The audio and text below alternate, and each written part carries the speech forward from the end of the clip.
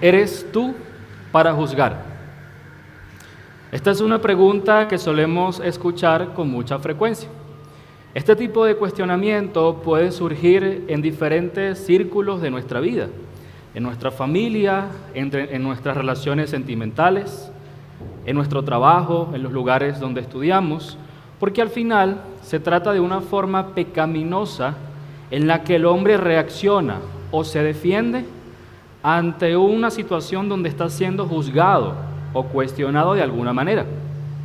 Como cristianos, nosotros nunca debemos esperar que los incrédulos se comporten como cristianos.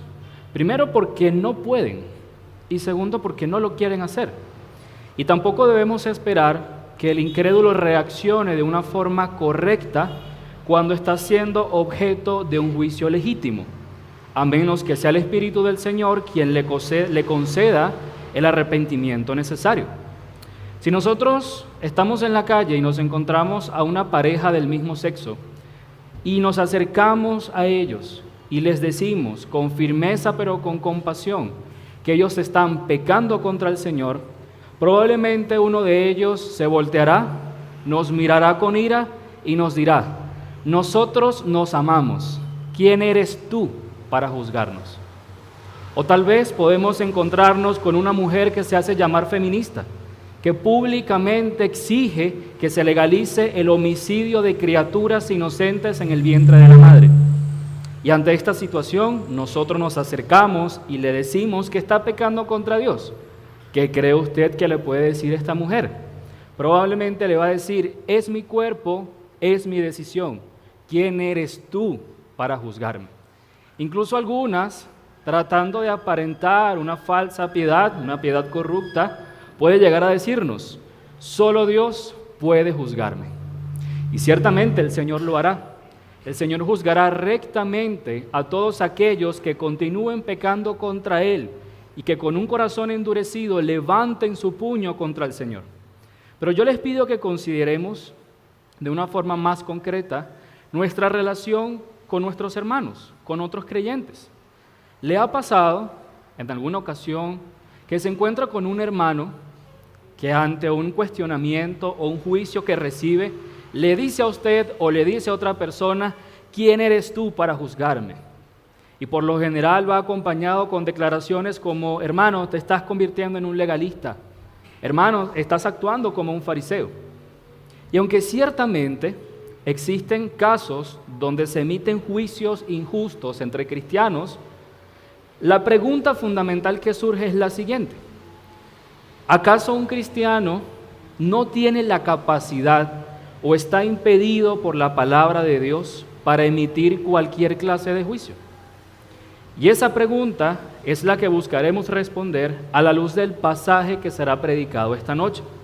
Les pido que por favor abran sus Biblias en el Evangelio según Mateo, capítulo 7, versículos del 1 al 11. Mateo, capítulo 7, versículos del 1 al 11. Si no tiene su Biblia a la mano, en pantalla le será proyectado el texto. Dice el Señor: no juzguéis para que no seáis juzgados, porque con el juicio con que juzgáis, seréis juzgados, y con la medida con que medís, os será medido.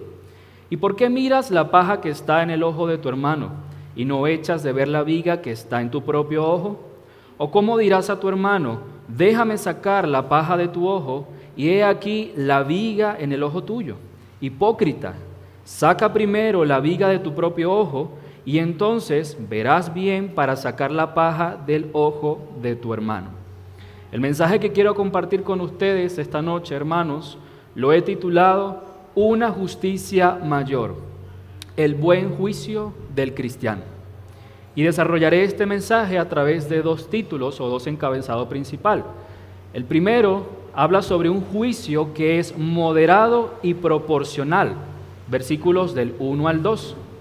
Y nuestro segundo encabezado habla sobre un juicio que es sincero y preciso, versículos del 3 al 5.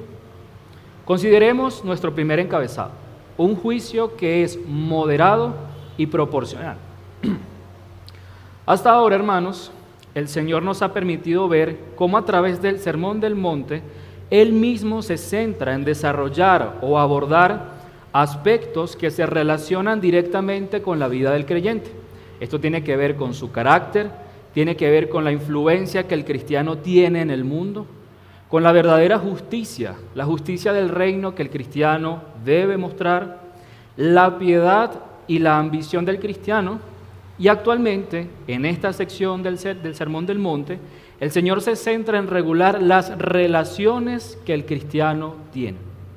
El Señor Jesús inicia el capítulo 7 mostrando, a través de sus palabras y de forma implícita, la idea de que la comunidad de cristianos no es perfecta. La comunidad de cristianos no es perfecta. Aunque se encuentra en un proceso de constante santificación, recordemos que la iglesia está compuesta por hombres pecadores. Y siendo pecadores, naturalmente, tarde o temprano, existirán tensiones y problemas en la relación que tenemos con nuestros hermanos. Y ante esta realidad, vemos que los versículos del 1 al 2 muestran una prohibición que es bastante clara.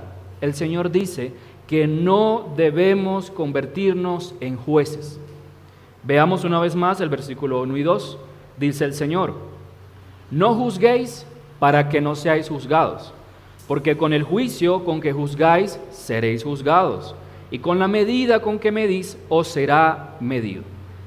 Siguiendo el método de enseñanza que el Señor ha aplicado en repetidas ocasiones, especialmente en el Sermón del Monte, el primero da la prohibición. Él dice: no juzguéis. Y luego de que da el mandamiento, el Señor explica la razón por la cual se da este mandamiento. Con estas palabras o con esta prohibición, el Señor no se está refiriendo a que los cristianos no tienen el derecho o la posibilidad de formar parte de los juicios terrenales o de los procesos judiciales terrenales, especialmente ejerciendo una función pública. Es decir, el Señor no está prohibiendo que un cristiano pueda llegar a ser juez de un tribunal, o que sea un abogado asistente de ese tribunal, o que de alguna manera esté relacionado con el sistema de justicia de una nación. No debemos interpretarlo de esta manera.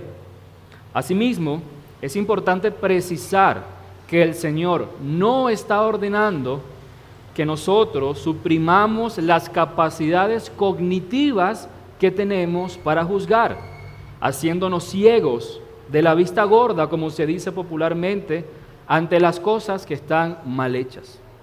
No se trata de evitar discernir entre la verdad y la mentira. No se trata de dejar de ver lo bueno y lo malo. ¿Y por qué razón nosotros sabemos que esto no es lo que el Señor está ordenando?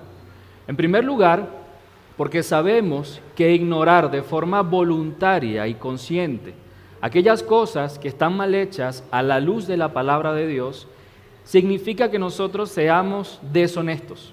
¿Por qué razón? Porque nosotros conocemos a nuestro Dios, conocemos que Él ama la integridad, conocemos que Él ama la justicia, la rectitud y que por tanto aborrece la maldad.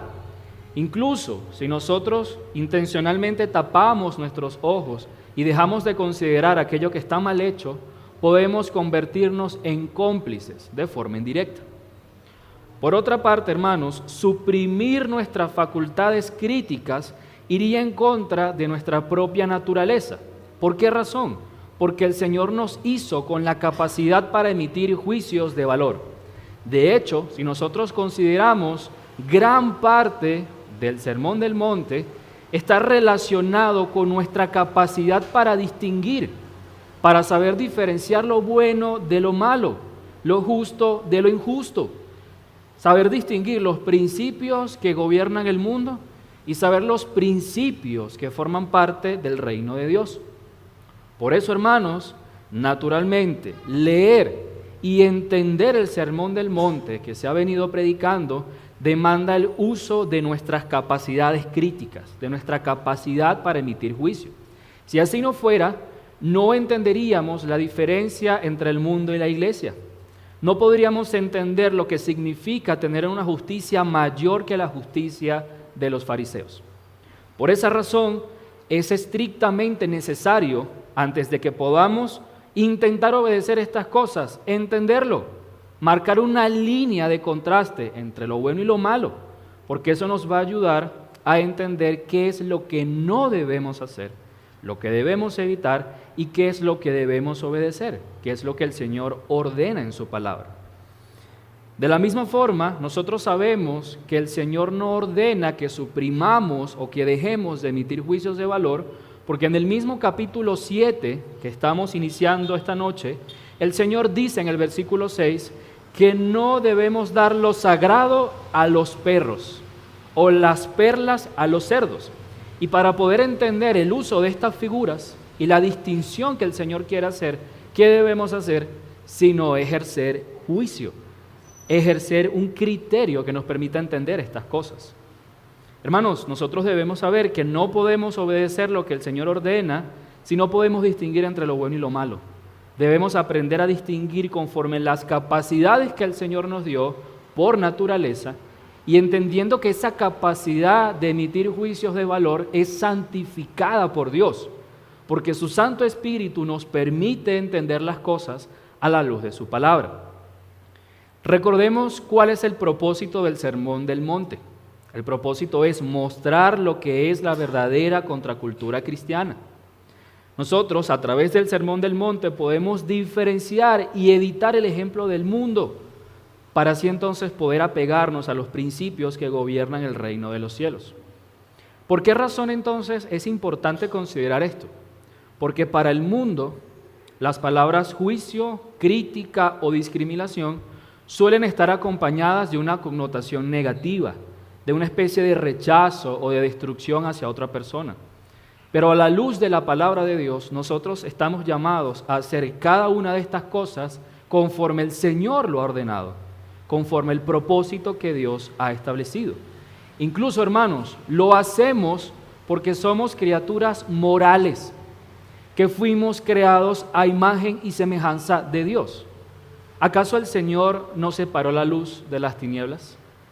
¿Acaso el Señor no distingue entre el bien y el mal? ¿Acaso el Señor no ha determinado que Él salvará a los que están en Cristo y condenará justamente a aquellos que rechacen el Evangelio de su Hijo? ¿Acaso el Señor no se refirió a los judíos como hipócritas, como sepulcros blanqueados, llenos de huesos secos y de toda inmundicia? Por supuesto que sí lo hizo. Entonces, al entender esto, podemos preguntarnos, ¿qué es entonces lo que ordena o prohíbe el Señor Jesús? Y ahí es cuando debemos decir con claridad que el Señor le ordena a sus discípulos que no juzguen con la intención de censurar, condenar o destruir a tu hermano. Hermanos, y esto lo podemos ver en una relación de contrastes, porque el Señor en Juan capítulo 7, versículo 24, ¿qué es lo que dice? No juzguéis según las apariencias, sino juzgad con justo juicio. El Señor está diciendo, no juzgues conforme a lo que ves o conforme a tu propia percepción, sino que juzga conforme a tu justo juicio, un juicio que es conforme a los principios del reino. En el contexto de este pasaje, la prohibición de juzgar puede ser entendida como un llamado a no ser contencioso. Y eso lo podemos ver a la luz de las palabras del apóstol Pablo a la iglesia en Roma. En su carta, en el capítulo 14, versículos 10 al 13, Pablo dice lo siguiente: pero tú, ¿por qué juzgas a tu hermano? O tú también, ¿por qué menosprecias a tu hermano? Porque todos compareceremos ante el tribunal de Cristo, porque escrito está: vivo yo, dice el Señor, que ante mí se doblará toda rodilla y toda lengua confesará a Dios. De manera que cada uno de nosotros dará a Dios cuenta de sí. Así que ya no nos juzguemos más los unos a los otros, sino más bien decidid no poner tropiezo u ocasión de caer al hermano. Hermanos, si lo vemos con detenimiento, entenderemos que el problema no es el juicio en sí mismo. El problema es la motivación y la actitud con la que lo ejercemos. Porque nosotros podemos proferir un juicio que tiene verdad consigo, que tiene razón, que tiene una justificación. Pero si ese juicio está acompañado con una mala intención, con una intención de destruir o de avergonzar a mi hermano, entonces ya su propósito, su finalidad se derrumba. ¿Por qué? Porque estaríamos buscando solamente degradar al hermano que está siendo juzgado para enaltecernos a nosotros mismos, porque decimos, tengo la razón. Yo lo juzgo porque tengo la razón. Si la actitud de un cristiano, hermanos, a la hora de juzgar es la correcta, la palabra nos muestra que el Señor no solo lo capacita para hacerlo, sino también se lo ordena. Porque cuando un hermano está pecando o ha cometido una falta, ¿qué es lo que nos dice el Señor? Ve a tu hermano y dile lo que está haciendo. Llámalo al arrepentimiento. Es la base del proceso disciplinario que el Señor da en Mateo capítulo 18 a partir del versículo 15. Hermanos, dentro de la iglesia, el Señor ha ordenado que se ejerza un justo juicio por medio de la disciplina. De hecho, desde la perspectiva protestante, una verdadera iglesia debe cumplir 3 requisitos: que se predique la palabra de Dios fielmente, que se administren correctamente los sacramentos y que se ejerza la disciplina eclesiástica. ¿Cuál es el propósito de la disciplina eclesiástica? Corregir el pecado, llevar a nuestros hermanos al arrepentimiento dependiendo de la gracia de nuestro Dios, pero es la iglesia la responsable de hacerlo. El cristiano que se convierte en un juez empedernido con la intención de destruir a su hermano está inclinado a buscar toda clase de errores. Se convierte en un detective que busca identificar en su hermano cualquier clase de error, con la intención de cuestionarlo y no de edificarlo. Esta actitud suele estar acompañada de intolerancia, de interpretaciones negativas de cualquier motivación que tenga nuestro hermano, de pesimismo y de cualquier otra conducta negativa. Y por lo general se trata de juicios muy severos que no están acompañados de misericordia. Y hermanos, es necesario que nosotros entendamos que la tentación de juzgar a nuestros hermanos es sumamente poderosa y peligrosa.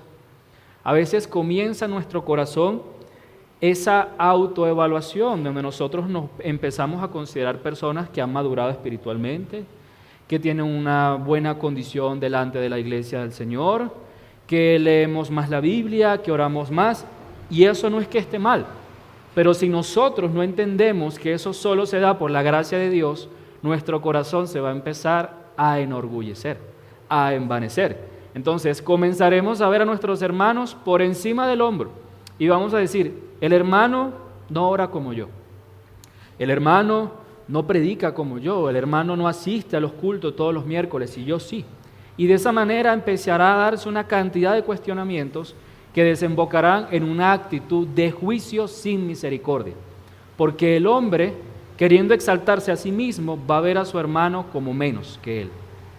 Esto quiere decir que cuando un hombre está en esta situación, considera que su valor es superior al de su hermano. Y por cuanto él cree que tiene esta situación o condición de superioridad, se atreve a juzgarlo y a censurarlo, incluso a veces sin causa justificada. ¿Y qué es lo que nos dice la Biblia sobre esta actitud? Pablo lo dice en la carta que le escribe a los Romanos, capítulo 12, versículo 3, en su primera parte. Dice Pablo, digo pues, por la gracia que me es dada, a cada cual que está entre vosotros, que no tenga más alto concepto de sí que el que debe tener. No lo tenga.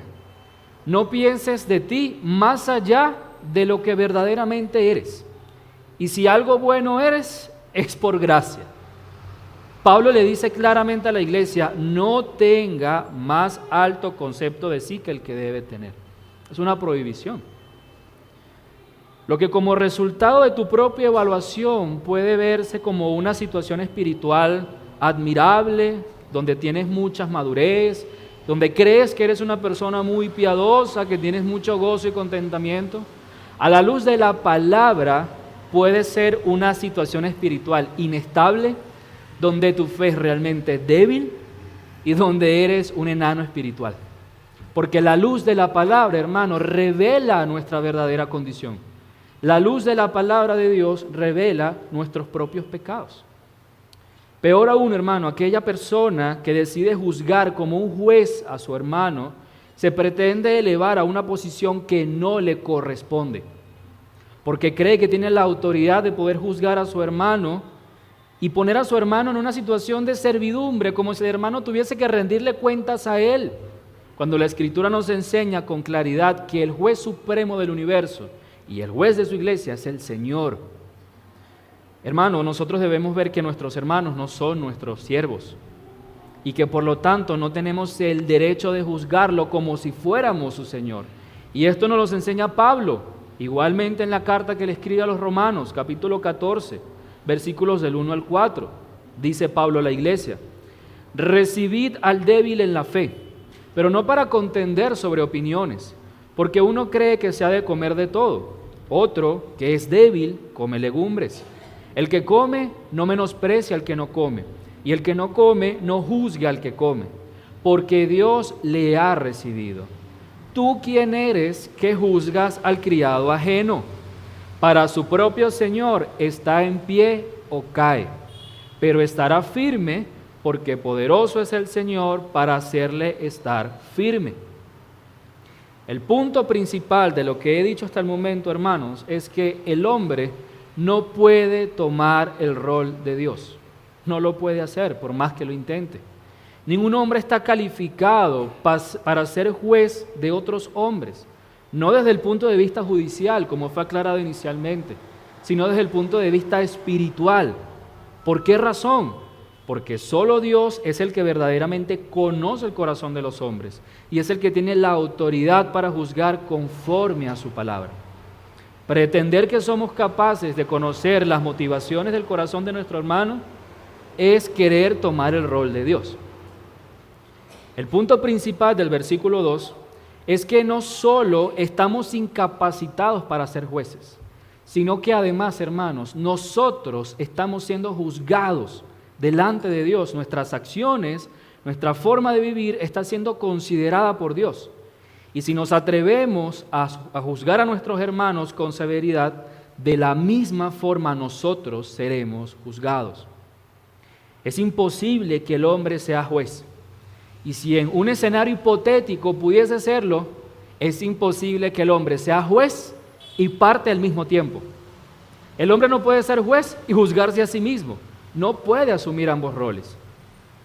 La idea de esto, hermanos, no es que el cristiano gradúe un poco la intensidad de su juicio, para que cuando le toque ser juzgado, también sea juzgado suavecito.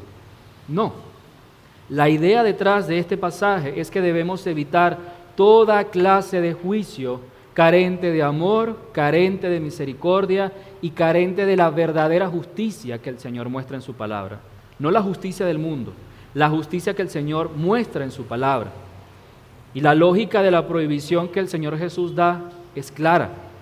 Si nosotros queremos tomar la posición de jueces, no podemos alegar la ignorancia de la ley con que juzgamos y la que decimos que somos capaces de administrar. En el ordenamiento jurídico de los países existe algo que se llama el principio de legalidad. El principio de legalidad consiste en que aquellas personas que tengan un cargo público, que ejerzan una función dentro de la administración pública, bien sea como jueces, como ministros, están obligados a cumplir estrictamente lo que la ley establece. Si ese funcionario o esa persona se atreve a no hacerlo o hacerlo de otra manera, esa persona puede ser disciplinada e incluso enjuiciada, pero con mayor severidad que el resto de las personas. ¿Por qué razón?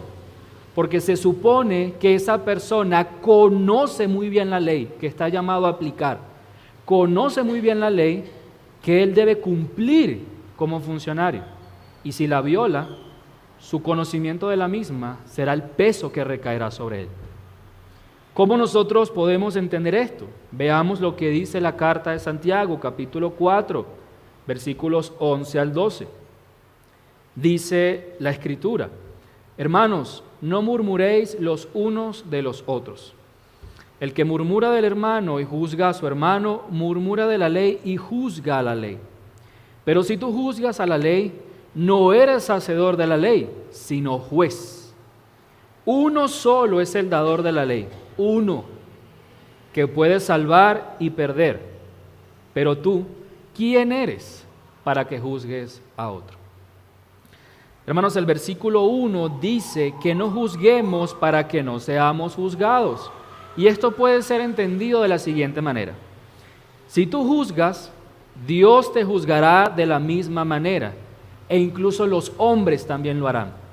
Recuerde que cuando usted establece un parámetro o una regla para juzgar a su hermano o a otra persona, esa misma persona va a considerar si usted está cumpliendo el parámetro que está estableciendo para juzgar. Dios lo conoce perfectamente, pero sus hermanos, las personas que le rodean, van a medir su vida a la luz de esa misma regla, de esa misma ley que usted está estableciendo. Con esto no quiero decir, hermanos, que el cristiano jamás deba denunciar el pecado, ejerciendo una misericordia insípida, descuidada, sin ningún tipo de motivación. Por supuesto que no. Esto sería un completo error, porque el modelo de justicia divina sigue en pie. Lo que se pretende atacar con este pasaje, o lo que el Señor Jesús pretende atacar con este pasaje, es el espíritu malintencionado que puede acompañar al juicio o a la crítica. La Escritura, hermano, da una solemne advertencia sobre este asunto. En Isaías capítulo 5, versículos 20 al 21, el Señor dice lo siguiente: Ay de los que a lo malo dicen bueno y a lo bueno malo, que hacen de la luz tinieblas y de las tinieblas luz, que ponen lo amargo por dulce y lo dulce por amargo.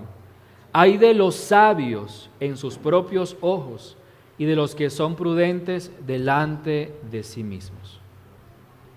El carácter de un verdadero cristiano es un balance entre la justicia, el amor y la misericordia. Este balance le ayuda al creyente a no caer en un espíritu de juicio destructivo, pero también lo guarda de caer en un espíritu de apatía moral, donde nosotros pasamos delante de las personas que cometen cualquier cantidad de abominaciones delante de Dios y somos indiferentes. Este equilibrio nos guarda de actuar de esa manera. Por estas cosas, hermanos, es que el juicio del cristiano debe ser moderado y proporcional. ¿Por qué moderado? Porque el cristiano que es sabio, que es prudente y que procura hacer la voluntad de su Señor, no anda emitiendo juicios a diestra y a siniestra. No anda pretendiendo ser el dueño de la verdad como si solo él tuviese la capacidad para juzgar a otros.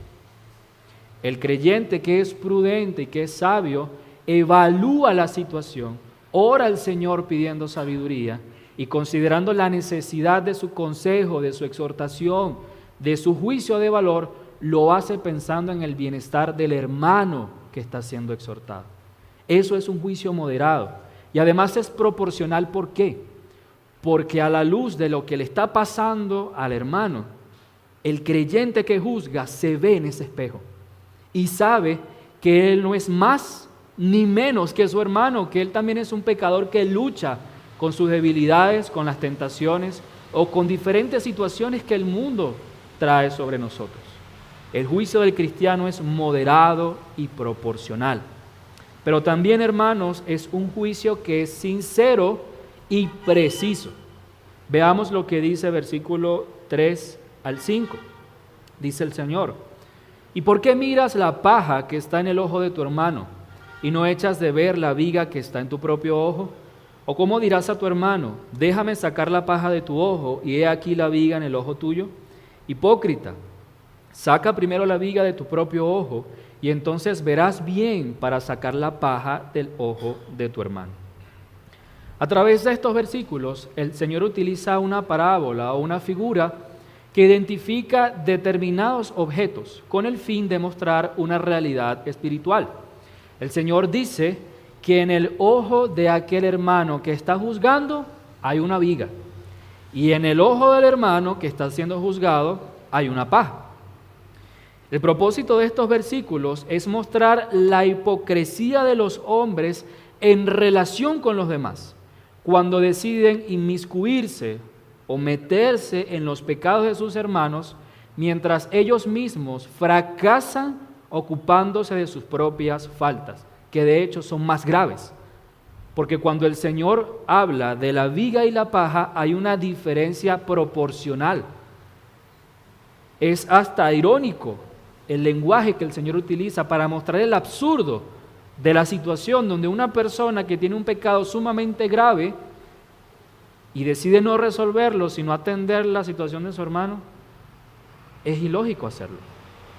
Aquí existe otra razón por la cual el hombre no puede ser juez, y es porque además de ser un humano falible, hermanos, es un humano caído, corrupto. Como pecadores, nosotros no estamos en la capacidad de levantarnos como jueces de otros pecadores, porque nuestra objetividad, nuestra parcialidad se ve naturalmente comprometida. Existe una tendencia generalizada de exagerar las faltas de los demás y de disminuir la de nosotros. Y esta realidad se ve expresada en esta imagen que el Señor nos da, porque aquel que juzga, antes de quitarse la viga que tiene en su propio ojo, quiere ocuparse de la paja que es mucho más pequeña que está en el ojo de su hermano. Sobre este asunto, el predicador galés Martyn Lloyd-Jones dice lo siguiente: hay algo muy ridículo en la persona ciega que trata de guiar a otro ciego, pero que hay algo mucho más ridículo que eso, y es el oculista ciego. El oculista ciego no puede en modo alguno quitar la mota del ojo ajeno.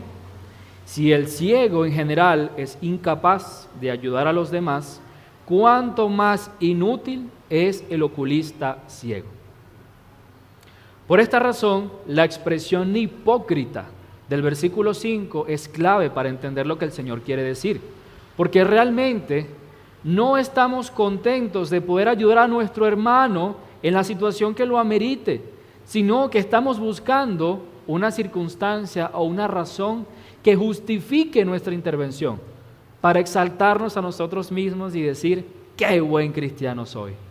Ayudé a mi hermano en su problema, mientras mi vida está hecha un desastre. Esa es la hipocresía que el Señor está denunciando. Y es esta clase de hipocresía la que es sumamente desagradable, porque quiere aparentar una bondad que no tiene. Porque si yo quiero quitarle la astilla que tiene otra persona en el ojo, pero no me preocupo de mí mismo, no estoy mostrando una verdadera preocupación por la justicia de Dios. Porque si a mí verdaderamente me preocupara la justicia y la rectitud, yo la aplicaría primero conmigo. Y en cuanto a lo que dice el Señor, hermanos, en el versículo 5, esto también se interpreta de forma equivocada. Porque con estas palabras el Señor Jesús no le está ordenando a la iglesia que se abstenga de preocuparse por la vida o la condición de otras personas. El Señor no está diciendo que solamente nos ocupemos de nosotros y que olvidemos a los demás. Eso no es lo que el Señor está diciendo. El hecho de que el Señor nos prohíba la inclinación a condenar y a censurar a nuestro hermano de forma hipócrita no nos exime, no nos libera de la responsabilidad que tenemos como hermanos de preocuparnos por el bienestar de los miembros de la iglesia de Cristo. No nos exime de tal cosa. La base de esto, hermanos, es el proceso disciplinario de Mateo capítulo 18, versículo 15 en adelante. El Señor dio las instrucciones para que su iglesia pudiese ser purificada, pero también para que el hermano que se encontrara en esa falta cometida vuelva al Señor en arrepentimiento, sea reincorporado a la iglesia. El propósito de la disciplina no es la destrucción del que ha pecado, es la santificación del que ha pecado, para que vuelva a la comunión de los santos. Pero sí existen circunstancias en las que el Señor nos prohíbe inmiscuirnos en la vida de nuestros hermanos. ¿Y cuál es esa situación o ese escenario? Cuando en nuestro propio ojo todavía está la viga, mientras queremos quitarle la paja a nuestro hermano. Hermanos, nosotros debemos entender la realidad que el Señor nos está mostrando y la denuncia que Él está haciendo, porque el Señor ordena de una manera clara que nosotros nos preocupemos por nuestros hermanos, pero debemos hacerlo sin hipocresía. Y el principio es este: antes de criticar a otros, hermano, critiquémonos a nosotros mismos. Antes de querer corregir a otros, vamos a corregirnos a nosotros mismos.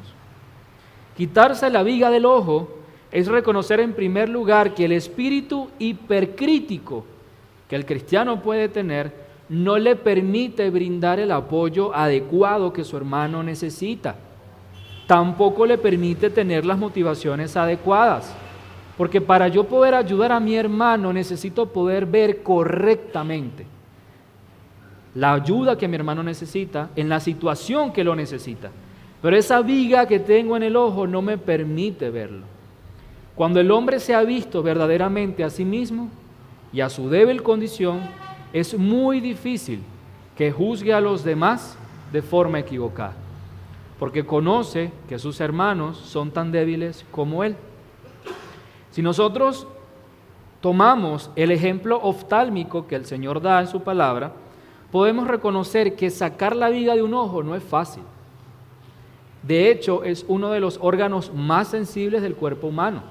Apenas recibimos un toque, ¿cuál es la reacción que el ojo manifiesta? Cerrarse para protegerse.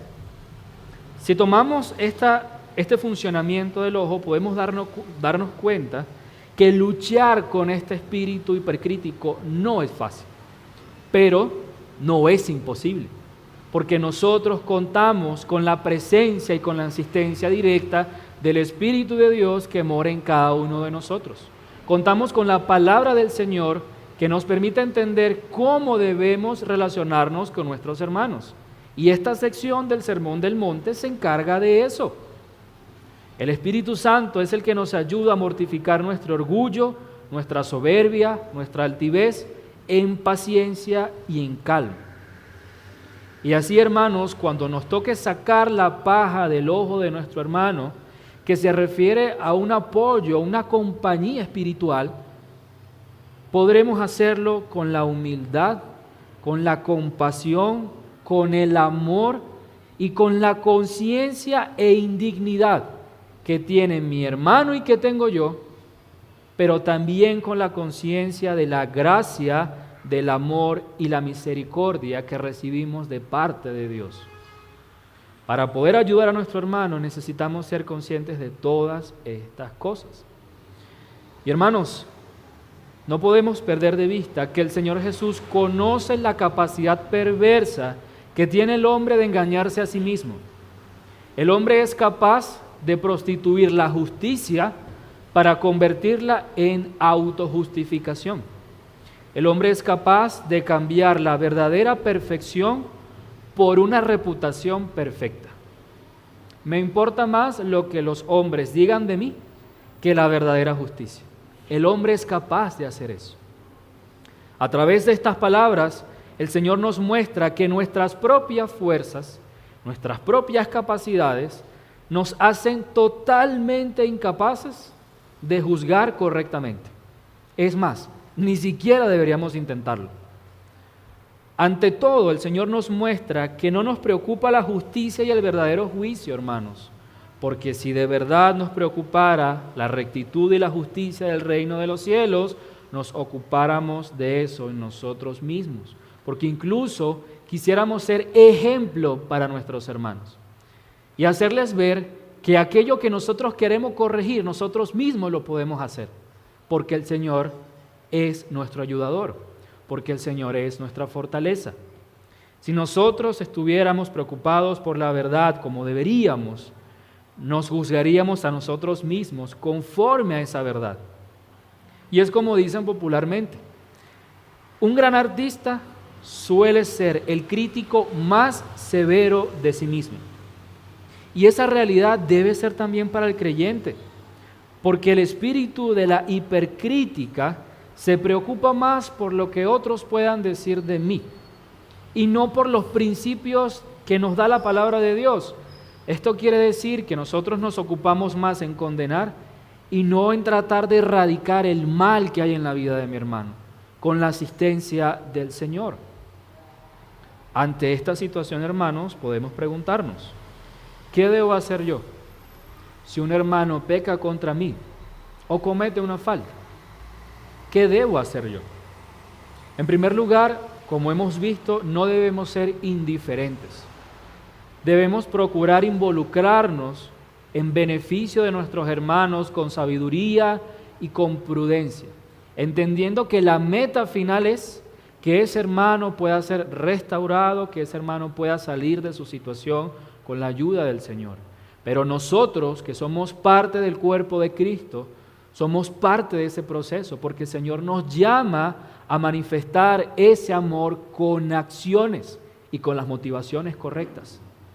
La Biblia nos enseña que nosotros sufrimos con los hermanos que sufren, que nos gozamos con los hermanos que están alegres, pero también nos entristecemos con el hermano que está triste, con el hermano que ha perdido algo, que sufre por una situación. Nosotros sufrimos juntamente con él.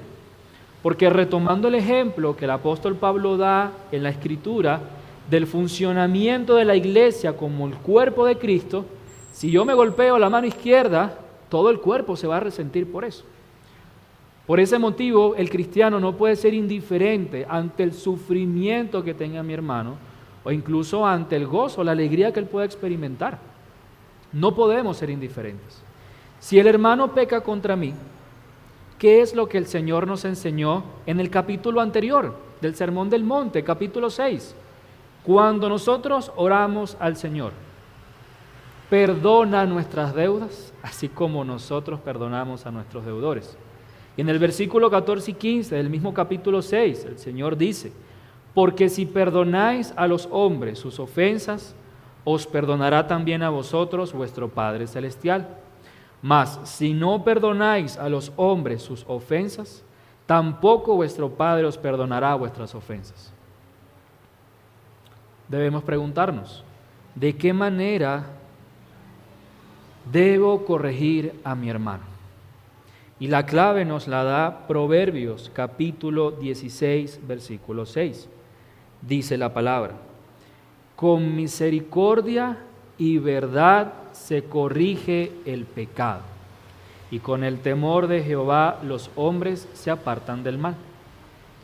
Cuando nosotros vemos que nuestro hermano ha cometido una falta, que ha pecado contra el Señor, nosotros debemos acercarnos a él en oración, en un consejo amable, pero en un consejo que esté arraigado en la palabra de Dios, con una exhortación, con un juicio de valor que no negocie el Evangelio, que no negocie la claridad y la autoridad de lo que el Señor ha ordenado en su palabra. Que como nos advierte Isaías, no llamemos a lo malo bueno y a lo bueno malo, pero que en el proceso de acompañamiento, de exhortación, nosotros podamos hacerlo con misericordia, con amor. Porque si nosotros no estamos en la misma situación en la que está el hermano, es porque el Señor nos ha guardado, nos ha preservado y es su gracia la que nos ha sostenido. Hermanos, el que esté firme, mire que no caiga. Ese es el llamado que hace el Señor. No pensemos que la situación que está atravesando nuestro hermano no puede en algún momento de nuestras vidas ocurrirnos a nosotros, bajo las mismas circunstancias o algo más grave. Y si eso no ha ocurrido es porque el Señor nos ha guardado en su amor y en su gracia. Y nosotros debemos ser portadores y manifestar con las motivaciones correctas este amor, esta misericordia y esta gracia. Debemos dejar a un lado la visión que tiene el mundo en la actualidad y especialmente cómo esto se ha metido en la iglesia, porque muchas veces decimos, no, yo prefiero no decir nada para evitar problemas, para evitar que el hermano se incomode, el hermanito. Dios conoce su situación, yo mejor lo dejo tranquilo y me voy. No podemos hacer esto porque si nosotros somos conscientes de la situación que él está experimentando y podemos ayudarlo, debemos hacerlo. Porque el que sabe hacer lo bueno y no lo hace, es pecado. Y lo bueno es amar a tu hermano no solo de palabra, sino de acción, con obras. Nosotros no estamos llamados a ser cristianos blandos, indulgentes y tolerantes con el pecado, que permiten cualquier clase de práctica en pro de la paz, en pro de la unidad, de la tranquilidad. No, hermanos, porque si lo hacemos, sería una falsa tranquilidad, una falsa paz y una falsa unidad. Y no podemos sacrificar la santidad de la iglesia por estar bien con el hombre. No podemos hacerlo. Por supuesto, no debemos ser contenciosos. Ese no es el llamado que el Señor nos hace. Nosotros debemos ser apacibles, debemos ser personas mansas como el Señor lo fue. Pero debemos tener claro que sí debemos denunciar el pecado y denunciar las situaciones que no le agradan a Dios cuando tengamos la oportunidad de hacerlo. Hermanos, la doctrina divide, la sana doctrina divide lo bueno de lo malo. La santidad divide, lo santo es apartado por Dios y lo aleja de lo que es corrupto. Hermanos, el Sermón del Monte marca una rotunda separación entre el mundo y los hijos de Dios. Eso lo hemos venido viendo miércoles tras miércoles. La verdad, hermano, no puede ser mezclada con la mentira. No puede. Y aún dentro de la propia iglesia es necesario que tengamos la capacidad de exhortar, de corregir y de juzgar bíblicamente, pero también de forma amorosa a nuestros hermanos, con un justo juicio, como el Señor lo ordena. No juzgues conforme a las apariencias, juzga con justo juicio.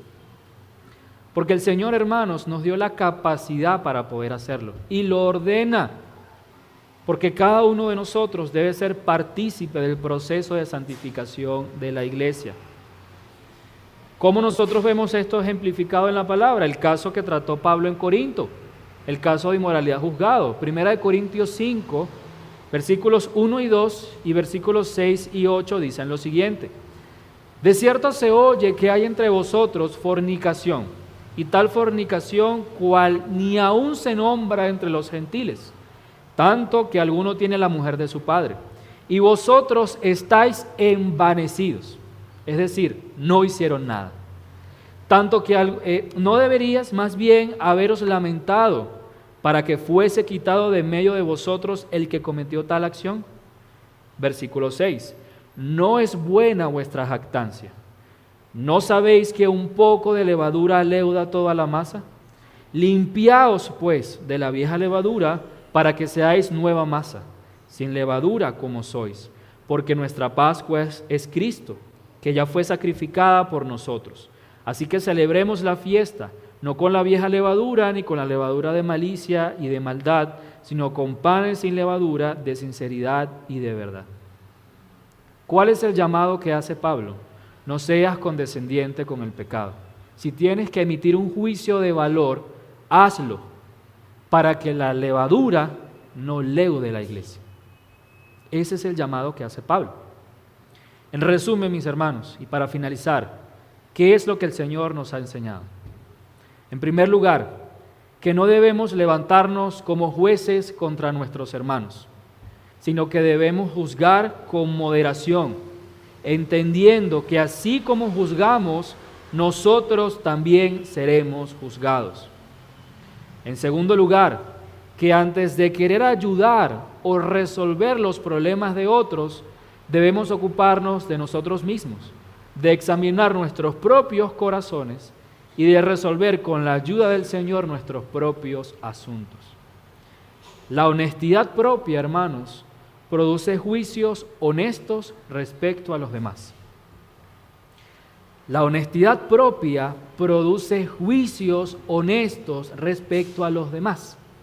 Si yo soy consciente de quién soy y cuál es mi debilidad y cuál es mi necesidad, yo puedo emitir un juicio correcto de mi hermano o mi hermana que está pasando por una situación difícil, porque él, delante del Señor, es igual que yo.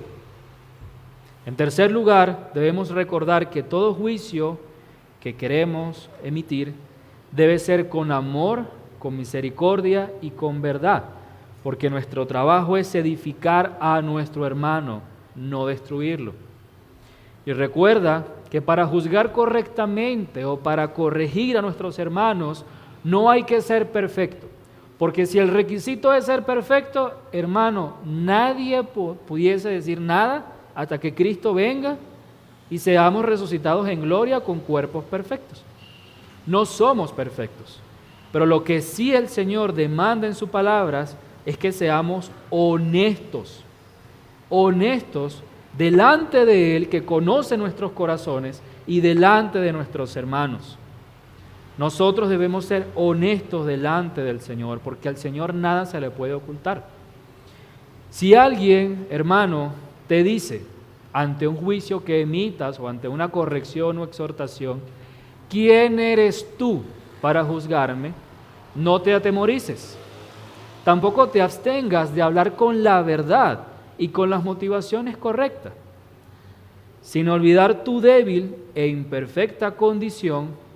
Recuerda que tú debes juzgar, pero no con tu propia justicia, sino es con la justicia de Cristo, con la justicia del reino de Dios. Recuerda que tú debes juzgar, no con tu propia misericordia, porque tú por tu propia cuenta no eres bueno. Tú debes juzgar con la misericordia que Dios te ha mostrado a ti. Ese es el mejor ejemplo que tú puedes dar. Recuerda que si una persona te dice, ¿quién eres tú para juzgarme? Recuerda que tú debes juzgar no con tu amor propio, porque tú como una criatura pecadora no tienes un amor puro, un amor santo. Tú más bien debes juzgar con el amor que el Espíritu Santo derramó en tu corazón y que te capacita para juzgar como Dios te pide que juzgues, con rectitud y con amor. Y recuerda, hermano, que tú debes juzgar no conforme a tu propia prudencia o sabiduría, o conforme a los principios del mundo. No, tú no debes juzgar de esa manera. Tú debes juzgar conforme a la verdad, conforme a la palabra de Dios que te ha sido revelada a ti. Ese debe ser tu parámetro, porque ese mismo parámetro es el que te juzga a ti y juzga a todo el pueblo de Dios. Y delante de la ley, delante de la palabra de Dios, no hay cristianos más grandes, más importantes o más santos que otros. Todos delante de Dios tenemos la necesidad de su gracia. Todos delante de Dios necesitamos su asistencia para poder vivir conforme a su palabra, conforme a los principios de su reino. Esa es la verdad. Y si en este lugar, en esta noche, nos acompaña algún amigo o amiga que reconoce que no es cristiano, que no ha confiado, que no ha creído en el Evangelio de nuestro Señor, déjame decirte que en tu ojo no tienes ni una paja ni una viga. Tú estás completamente ciego. No sabes ni de dónde vienes ni hacia dónde vas. Pero déjame anunciarte algo que supongo que ya lo has escuchado. Si tú sigues endureciendo tu corazón y te resistes a creer en el Señor como tu Salvador, tu destino final será el juicio condenatorio de Dios. Un juicio que es recto, un juicio que nadie puede corromper y que llevará a todos los impíos a una condenación eterna. El Señor te llama hoy a que creas en su palabra y que por la asistencia y la obra sobrenatural de su Espíritu Santo puedas vivir conforme a los principios, a los mandamientos de su reino, porque al final eso será para la gloria de nuestro Dios y para el bien de tu propia alma. Ven al Señor, hermano, ven al Señor y cree en su nombre. Oremos. Señor, te damos gracias por tu palabra, porque a través de este sermón tú nos permites conocer lo que verdaderamente hay dentro de nuestros corazones. A través de este estándar de justicia, de rectitud, tú nos muestras cuánto necesitamos a tu Hijo Jesús, cuánto necesitamos su asistencia. Por eso, Señor, hoy te ruego que a través de esta predicación tú trabajes en nuestros corazones, que por tu gracia tú pongas en nosotros el anhelo de querer obedecer, de querer poner en práctica estas verdades y que podamos glorificarte a través de ello. Señor, te pedimos perdón, porque de muchas maneras hemos llegado a juzgar a nuestros hermanos, con palabras, incluso con acciones, en pensamientos, Señor. Hemos juzgado de una manera que no te agrada a nuestros hermanos. Señor, perdónanos, ayúdanos a examinarnos a nosotros mismos, a ser honestos delante de ti, a ser íntegros y no hipócritas, y que a través de nuestras vidas nosotros podamos ser de bendición para nuestros hermanos, para la iglesia local en la cual tú nos has traído. Te damos gracias, Señor, por este tiempo. Gracias por tu palabra. Guarda a tu iglesia, Señor. y ayúdanos a crecer y a ser hechos conforme a la imagen de tu Hijo. En el nombre de Jesús. Amén.